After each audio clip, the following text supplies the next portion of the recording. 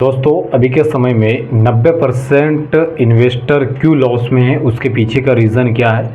अगर आप भी ऐसे कंपनी में अपने कैपिटल को लगा के रखे हैं तो आपके लिए ये न्यूज़ बहुत इम्पोर्टेंट होने वाला है, क्योंकि अभी के समय में जो न्यूज़ देखने के लिए मिल रहा है, सुन रहा है, वो बहुत ही इम्पोर्टेंट है। क्योंकि अगर आप पहले से किसी भी कंपनी में ऐसे बिना जाने इन्वेस्ट करते हैं तो आपके लिए बहुत इम्पैक्ट पड़ सकता है। क्योंकि अभी मैं जिस कंपनी के बारे में बात करने वाला हूँ, हो सकता है कि आपका भी कैपिटल ऐसे कंपनियों में लगा हो।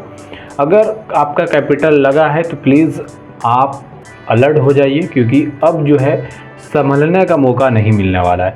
ऐसा मैं इसलिए बोल रहा हूँ क्योंकि दोस्तों अचानक जो है वॉलेटिलिटी देखने के लिए मिला है और जो इन्वेस्टर है उसको इम्पैक्ट पड़ने वाला है।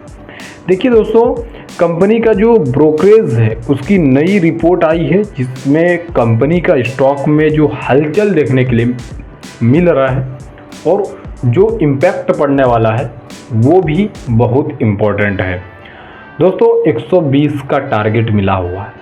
आप समझ सकते हो, जब किसी भी कंपनी का वॉलेटिलिटी बढ़ता है और कोई सिग्नल दे रहा है कि नहीं आप बाइंग रेंज में आ चुके हो, तो 120 का टारगेट मिलना ये बहुत इम्पोर्टेंट है। देखिए पहले क्या होता था कि बहुत से लोग कंपनी में इन्वेस्ट करते थे बिना जाने, कुछ नहीं पता है क्या न्यूज़ है, क्या इफ़ेक्ट पड़ने वाला है, कैसे सेक्टर पे आपको काम करना है, कुछ नहीं पता होता था। लेकिन अभी क्या है कि मैं आपको प्रॉपर बताता हूँ कि कैसे आपको कंपनी फाइंड करना है, किन कंपनी का क्या न्यूज़ निकल के आ रहा है, तो उसके लिए आप फॉलो कर सकते हो। ठीक है, देखिए अभी मैं बात करने वाला हूँ प्रदीप फास्फेट लिमिटेड के बारे में, क्योंकि मैंने इससे पहले भी आपको बताया था प्रदीप फास्फेट लिमिटेड के बारे में कि ये जो कंपनी है आने वाले समय में 120 का टारगेट मैंने पहले ही बताया था। जो मेरे पुराने सब्सक्राइबर हैं उसको पता होगा कि 120 का टारगेट मैंने बहुत दिन पहले बताया था कि ये जो कंपनी है 120 का टारगेट देगा, लेकिन बाइंग रेंज आने के बाद वो बाइंग रेंज जो है आ चुका है, वो लेवल जो आना था वो लेवल आ चुका है। अब उस लेवल पे भी अगर आप बाय नहीं करते हो तो फिर इसमें आपकी ही गलती है। ठीक है, देखिए अभी रिपोर्ट जो आया, प्रभुदास लिमिटेड ने इस स्टॉक पर अकोमुलेशन रेटिंग दी है। इससे कंपनी का मतलब ये है कि कंपनी धीरे धीरे अपने बाइंग रेंज में आ चुका है। लेकिन इसका मतलब ये नहीं कि एग्रेसिव हो करके आप ऐसे कंपनी को खरीद लो, ऐसा नहीं है। लेकिन ये जो है बाइंग रेंज में दिखा रहा है, ये एक पॉजिटिव सिग्नल है प्रदीप फास्फेट लिमिटेड के लिए। ठीक है, दूसरा जो निकल के आ रहा है दोस्तों, कैपिटल जो है इसका बढ़ रहा है। इससे कॉस्ट कम करने की जो है कंपनी की तरफ से कोशिश किया जा रहा है और प्रॉफिट मार्जिन इम्प्रूव धीरे धीरे हो रहा है। ठीक है, अगर मैं आपको आसान भाषा में बताऊं तो ब्रोकरेज को लग रहा है कि कंपनी धीरे धीरे मजबूत हो रही है, इसलिए वो बाइंग रेंज का सिग्नल दे रहे हैं। बाइंग रेंज के लिए पॉजिटिव सिग्नल बता रहे हैं प्रदीप फास्फेट लिमिटेड के लिए। अगर मैं आपको 24 मार्च 2026 का बताऊं अपडेट, इन्वेस्टर का जो मीटिंग होने वाला है वो सिंगापुर में इन्वेस्टर का जो है मीटिंग होने वाला है। इसका मतलब यह है कंपनी के जो बड़े इन्वेस्टर है उसको अपनी फ्यूचर प्लान बताएंगे प्रदीप फास्फेट लिमिटेड में। ठीक है, प्रदीप फास्फेट लिमिटेड का आगे फ्यूचर को लेकर के क्या प्लान है वो जो बड़े बड़े इन्वेस्टर है उसके साथ में शेयर करेंगे। तो ये जो है कॉन्फिडेंस धीरे धीरे बढ़ रहा है जो इन्वेस्टर है उसके अंदर भी, और जो नए लोग हैं प्रदीप फास्फेट को लेकर के जो नए लोग सोच रहे हैं कि ख़रीदना है तो उसके अंदर भी इससे कॉन्फिडेंस बढ़ेगा।